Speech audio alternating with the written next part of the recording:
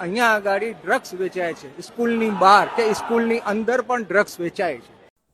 પૂરો વિડીયો જોઈએ મિત્રો, એ પહેલાં થોડી ચર્ચા કરીને રહી। અમદાવાદની અંદર જે કિસ્સો થયો મિત્રો, એ તમે જાણો જ છો કે 8મા ધોરણના ભણતા વિદ્યાર્થીએ 10મા ધોરણના વિદ્યાર્થીને ચપ્પુ મારીને મર્ડર કરી નાખી।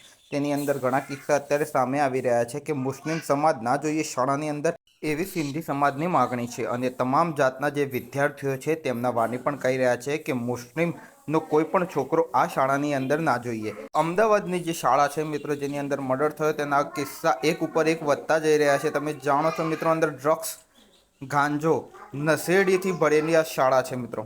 અહીંયા આગળ ડ્રગ્સ વેચાય છે, સ્કૂલની બહાર કે સ્કૂલની અંદર પણ ડ્રગ્સ વેચાય છે। એવું નથી, કઈ વસ્તુ નથી વેચાતી। ચરસ, ગાંજો, ડ્રિંક બધું વેચાય છે ને છોકરાઓ સાથે લઈને બી આવે છે। नशा कर रहे 10वें 11वें 12वें लड़के लड़कियां बाहर नशा कर रहे, सिगरेट पीते, किस करते खुले। ये 7 डे वाले लड़कियां